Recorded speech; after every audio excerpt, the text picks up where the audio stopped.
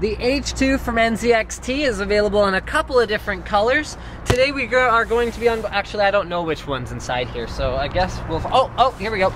On the side, yes, we are going to be unboxing the black version, but it is available in black and white. So why don't we have a look at the overall specs for this case right off the bat. So it has 3 5¼ external bays, 8 3.5-inch internal bays, 7 expansion slots. It includes 2 120mm cooling fans, 1 at the front, 1 at the back. It also supports a 140 in the top and a 120 at the bottom. VGA support is up to just over 12 inches without the hard drives and 270mm with a hard drive, so would that be about 11 inches, 10.5, something along those lines. Okay, wiring space, that's a good spec to have, because basically NZXT has taken into consideration how much wiring space you might need at the back of the chassis and put in lots so that you will be able to run all of your cables to actually use the cable management features that they have built in. It's made of plastic with aluminum, with aluminum finishing. Material is steel with black coating. Total weight, you probably don't care too much. Ooh, USB 3, exciting. All right, what do we got here? Touch-powered fans. These are neat. I'll show you that later. Okay, 30-watt, three-step fan control. This is a big thing that I love about NZXT chassis. They build in these fan controllers. So you got 40%, 70%, and 100% fan speed controller. 30-watt, three-step. I'm not sure how many fans it supports, but we'll find that out shortly. Top hot swap capable SATA hard drive dock, which is, we've seen this before, but what we haven't seen before is a stealth one, so we'll show you that in a minute as well. 8 front-facing hard drives for optimal airflow, noise-dampening foam, and top magnetic fan cover for minimal PC noise. Okay, we'll show you that as well. And finally, ample 25 space behind the motherboard tray for cable management. What else we got on the outside? That's it, that's all. It's a very plain box, which is fine. I would rather see companies spending, well, because I work at an e-tailer, we don't really have as many retail stores as we sell stuff online. NZXT is a great online shopping experience, and for an online shopping experience, you do not need a fancy retail box. So I would much rather see a higher quality product, or better packing, or whatever else, than a fancy, shiny retail box, which, I mean, you know what? An expensive box, like a really nice retail box, can cost you, you know, in the neighborhood of $5. So, you know, don't underestimate how much it costs to add that to a product. All right, we got foam packing material. You can see we've got about 1 inch of packing material on all sides, so that should keep it nice and safe. This is not my favorite kind of packing material because it is the breakable stuff. So it'll only really take, it's kind of like a helmet. It'll only really take an impact once or twice, and then you should pretty much replace it, unlike the soft closed cell foams. But it is definitely acceptable to get a chassis this size from its source to its destination in one piece, which we will verify in a moment, because this one has clearly traveled from some kind of origin to some kind of a destination, which is me. And there it is, the H2. So why don't we start with the aesthetics in our outside unboxing today. So at the front, we see a very plain, very slick looking exterior. Okay, we've got a chrome finish around the outside, plastic bezel around the very, very outside, and then a brushed aluminum finish here. You can see it's got a small accent that breaks up the squareness of the front down here, where it dips into a little corner. Okay, we're going to just go ahead and open that up. So it looks like, yeah, this is magnetized. I really like that because latches break, magnets pretty much don't. They just kind of work. On the inside, you can see the magnets here. You can see the screws that make up the construction of the front panel, very nice. You can also see the foam that is part of the noise dampening features of this chassis. You can see the toolless 5¼ bay covers, which can be removed and put in just like that. Just pull on that there, and you can see it's already open. Okay. Next, you can, whoa, if you don't drop it inside and ruin everything. Ruined. Okay, there we go. You can also see this as a cool feature. So these fans, if the case was powered on, would obviously be on. Check this out. So NZXT has done away with the concept of running fan wires around your chassis by building in power here. So you actually plug power into what is essentially like a fan backplane. You can plug any fan you want in, and then all you do is slide it into place and it'll start spinning. So if there's no power, which is caused by disconnecting it here and losing the contact at these power points here, so you can see you can plug in any fan as long as you shorten the cable enough to plug into here, and then you just go like this and boom, it's on. Just like that. Really cool feature. So the other front 120mm fan does that as well. We can take these out, and then once we've removed these, we actually have access to install up to 8 3.5-inch hard drives, or 2.5-inch SSDs, or well, hard drives if you really want to, but I don't really see the point.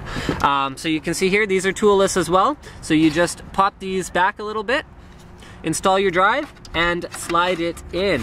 2.5-inch drives are mounted via the holes on the bottom of the drive. So just like that, feels pretty solid overall. As soon as you put a drive in a mechanism like this, it's going to gain a lot more rigidity, so that is something to bear in mind. Now the 2.5-inch drives won't help with the rigidity factor, but they're also not heavy, so you're not going to have to worry about them flying around inside your case. You got a little foot here which has their NZXT branding on it, very tastefully finished as well in kind of a gunmetal gray. Alright, I think that's pretty much it for the front of the case. Let's move up to the top, because that's where some of the other interesting stuff is. Here's our power switch. Here's our reset switch. Here's our fan speed controller, which is a switch style fan speed controller. We have front headphones, front microphone, one front USB 3.0, or you can probably wire it up as 2.0 as well if you feel like it. 3 front USB 2.0, so a total of 4 front USB. In here, you find that hot swappable bay, so all you have to do is put in a 3.5-inch or 2.5-inch drive. You go ahead and stealth that back up, and it doesn't disrupt the look of your case. Like I said, we've seen this feature in the past, but we haven't seen it implemented in a way that doesn't seriously detract from the appearance of the top of the chassis. So I'm just going to go ahead and put that back on there, and then finally we've got a magnetic cover for the top 140mm fan, should you choose to install it. So you just go like that and position it where it goes, which I don't remember where it goes. I guess it goes right about there. And there's actually, yeah, okay. You've got a little bit of clearance in the back here, so I'm just gonna go ahead and tip the chassis towards the cameraman so he can see it. So you can stealth the fan, and you can have, like, it's gonna be quite a restricted exhaust, or you can take it off and you can leave it open, which also looks fairly slick. So let's go ahead and put that back on for now. It's a little bit clumsy to position, but since you probably won't be doing it very often, I wouldn't worry too much. There you go, now it's in the right spot, about that. So the side panels, we're just gonna show you very briefly. Very plain, very black. You've got the one small accent here where you've got that gunmetal gray piece along the bottom, so it kind of makes the chassis look like it has a bit of a foot, which is kind of nice. On the other side, same thing. Okay, so this is a silence optimized chassis. It's not about necessarily putting dual GTX 590s in it, so you don't have any side panel intake fans for video cards, which is fine because it's all about building the right thing for the purpose you are trying to achieve. And you don't necessarily want to go and put a bunch of random fan holes into a chassis that's all about silence, because you shouldn't be loading it up with 15 fans anyway. Okay, let's just take off these side panels and let's have a look at the back. So at the back, you can see we've got a 120mm fan. It's a white and black fan, which matches the overall look of the chassis itself. We've got our standard IO shield cutout. We have 7 PCI expansion slots, 2 water cooling tubing grommets should you decide to use an external water cooling setup, some ventilation holes here, as well as room for a standard ATX power supply. This has all 8 mounting holes, so you can mount your power supply either facing with the fan down. Oh, actually, here, I shouldn't take off the side panel just yet. Either with the fan facing down into the filtered intake, or with the fan up if you wanted to draw in hot air from the video card. So when we take the side panel off, we find more noise dampening foam. It's glued on quite securely, for those of you who are wondering. Go ahead and throw that in here. Alright, I'm just going to take off the other side panel here. just so that we can see all of the internal goodies that are in this case. All right, so the first thing here is accessories. Let's see what we've got included for mounting hardware and whatnots. All right, so we have a manual. We have a speaker. We have some black cable ties. We also have a whole lot of mounting screws and yeah, more mounting screws. Lots of mounting screws. So in case you were lacking mounting screws, now you have lots. Okay, motherboard tray. Let's start with that. We've got a cutout here for CPU coolers that require a back plate, so you don't have to take your motherboard out, install it and put it back in, which is a real hassle. You can just install it from the back by removing the back side panel. All of the internal cables are black, which I really like to see. Really nice. Okay, so here is power for the front fans, as well as power for the fan controller up at the top of the case. It looks like the fan controller supports one, how many does it support? 2, 3 leads? Probably 4. There's probably one running to the back fan as well. Let me just see where that is. They've actually, this is kind of neat. Come around to the back. I think it supports 4, but here, come to the back. Okay, so you can see that they've actually cable tied all of the wiring in place for you right off the bat. So we support 1, 2, 3, 4. Wow, looks like 5 fans. You know what? If anyone knows for sure, post it, everyone thumbs it up, because I can't actually follow all the leads right back to the fan controller and find out where they're coming from necessarily.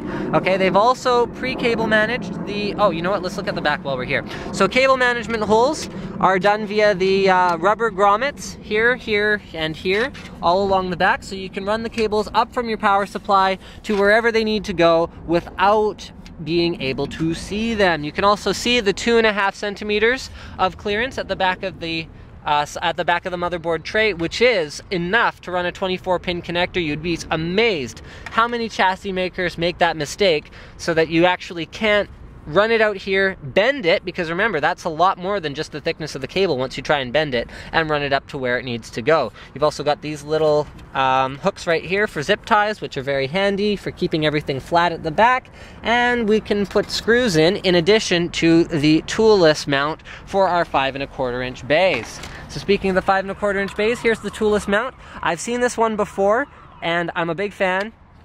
Okay, so it locks somehow or other. I can't remember. Yeah, there we go. So you put it out like that, lock it in like that, doesn't come out anymore. I like it. It just looks neat. It's like a little like caterpillar. Okay. We've got screw storage all along the side of the case here. Okay. There's our 3 5¼ inch bays. Nothing exceptional there. There's the 8 3.5 inch bays, which we saw before. Down here we have our extra 120mm fan mount, so that's for more intake should you so desire. We have support for very long power supplies. You can put in pretty much whatever you want, as well as rubber grommets here at the bottom of the case to lift it a little bit up so that you aren't going to have any restriction when you're pulling air in from the bottom of the case. Okay, we've also got our front USB 3 is hooked up via the outside, so you can see there's a hole here at the back, so that'll plug into the back of your motherboard. It's not the most elegant solution, but it's also not the end of the world, because it took everyone forever to decide on a standard for internal USB 3. Here's all the front cables, including USB 2, another USB 2, HD audio, as well as all your front switches and LEDs, and I think that pretty much covers everything I wanted to say about the H2. Don't forget to subscribe to Linus Tech Tips for more unboxings, reviews, and other computer videos.